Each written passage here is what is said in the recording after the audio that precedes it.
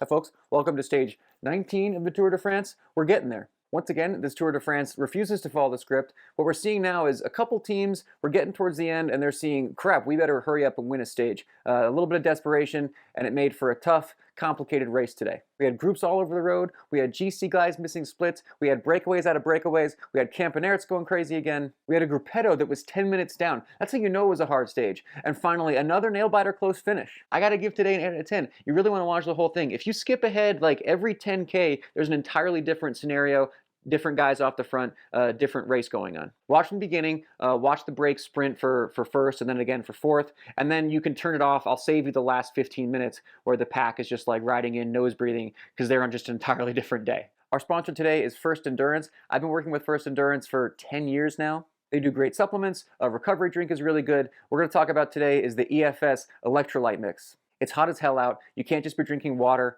You need something that's science-based, no compromises. That's what First Endurance is. Constantly researching. I'm constantly getting like little white baggies full of powder to test and fill out forms and send back. And you really see the results in the final product. You can try the EFS Pro Watermelon for 25% off right now. No code needed, and they'll throw in a free water bottle. It's too hot out now to be drinking water. You're going to cramp up. Try the First Endurance. All right, I'll try to do a quick big picture recap. The GC is pretty much decided. All that's watchable for us is potential stage results, stage wins. I'm just looking at this rest of the tour as a bunch of one-day races. And a lot of teams now and specific riders are like, oh crap, we need a result. They're seeing it the same way. Yesterday in the finale, I mentioned that Asgreen benefited from the work of Campanearts and his teammates. There was 2 guys out of 4 in the breakaway. But to be clear, Asgreen was not sitting on the breakaway all day to dust them in the finale. He did his work. He earned his win. But to me, Campanearts' commitment, the last 5, 3, 1K, the stage, they wouldn't have stayed away without that. The other thing I didn't mention yesterday was Alaphilippe disrupting the chase. You don't do that. That's just not a move. That's some Cat 5 shit. When there's a team on the front, when guys are organized, you let them rotate through, let them take their pulls, pull off, and you stay behind them. The whole like, well, I'm going to act like I'm pulling through and then swing off through the middle or whatever. It seemed like Alaphilippe was doing a little bit of that. That's amateur hour. He should know better. When we talk about like Philipsen getting aggro and being aggressive and being a dick, that's why. And sometimes you do deserve it. If you pull moves like that, expect an elbow, expect a headbutt, expect a shoulder. Julian is probably a big enough name that he can get away with it. But I guarantee you that if he was the one who was trying to organize it and someone got in his way, he would do the headbutt, he'd do the shoulder. Just good old bike racing hypocrisy, which is part of it. It's fun. So today, like I said, we're on stage 19.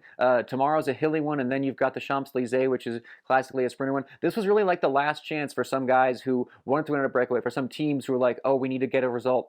And it showed. Guys are sort of like, well, we might as well just blow our legs up now. Whatever's left. It's like the last shot of the fireworks when they just blow everything off that's left. So there was an early break. It was big. Some of the teams weren't happy about it. They went to the front and drilled it to bring it back. There was a split that formed. There's a point where Adam Yates was in a split. He was tail gunning. He's on the back. And had to get back across with the help of his teammates. Then there was a small break. It had like 40 seconds. At one of the intermediate sprints, basically the guys who were sprinting just continued to work together and got across to the breakaway. So now it's a bigger move. So that was how Philipsen got across, defending his green jersey from Mads Peterson was up the road. It's like a smart, sneaky, opportunistic bridge by him. And of course, Campanearts, somehow not fatigued from yesterday. He attacks the break with Simon Clark. There's a point, they had a decent gap, but there's a point where just he cracked Simon. Simon just grabbed his right hamstring and just like, oh, I feel that. Simon, I guess, didn't have enough first endurance. But that's just wild to me. It takes a lot to crack Simon Clark in a Grand Tour. Finally, a group formed out of the breakaway. It's Asgreen, it's Mahoric, and O'Connor. This will be our bike racing math. I love when breakaways just get weird and messy like this. So you've got 3 guys up front and 9 in the back. So the 9 chasers should have no problem getting across to the 3, except in that 9 chasers is Philipsen. So none of the guys want to help him work. So they're all thinking like, oh, this is your problem, Philipsen. He had Matthew van der Poel to help. So it's 3 chased by 9, but it's really like somewhere between 2.5 to 4. Then Pidcock is sitting on. Nobody wants to give Pidcock a free ride. So at some point in the group of 9, it looked like Philipsen was just like, well, F it, I'll just pull through and I'll work for van der Poel. He'll sit on and maybe he'll be able to bridge and do something magical. And the front 3, they're doing weird math too of like, okay, I know I'm going to get outsprinted by Casper Asgreen. I have to make him pull a little bit harder. How much does he have to pull to soften him up so that I like my chances? Or do I have to go early? Or do at some point we just decide like, now he's pulling the last 2.5K and that's enough? Or are they thinking like, look, if the three of us go to the line, I get third. That's better than if we get caught by the group of 9 and then I'm going to get 6th out of that. So everyone in this group has their own ambitions, their own plans, and their own like mad tactical goals to get there. In the end, the front three worked pretty well together until like the last K.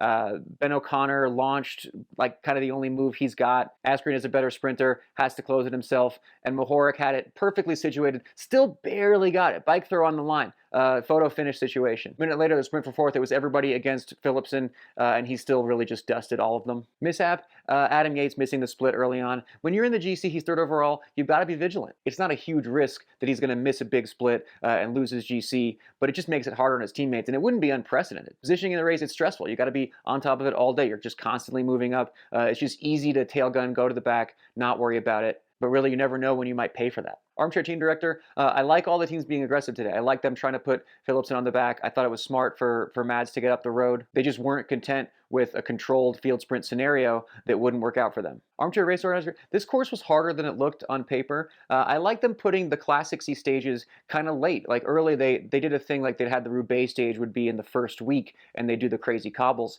Put that at the end. Like now that could still be a GC day. Now we really got to pay attention. You don't want a disaster to happen on those stages, so I kind of get it, but I'm also thinking like you're going to give us a reason to watch when the stages are like this. If I was watching in person today, where would I want to be? Really anywhere, it's kind of all the same. You're just seeing a bunch of madness go by. Somewhere like 30, 40K to go, I saw they passed a dog that was sort of barking and the guy was holding his dog to make sure he didn't run onto the course, responsible by him. I'd want to be there and comfort the dog. Dogs are stressed, there's a lot of noise. I want to just say, you know, good boy. Unanswered hypotheticals. Anybody in that breakaway could have won today. Everyone right now is sitting in the bus at the hotel thinking like, okay, maybe if I'd attacked at this moment with this guy or bridged that or not made this effort.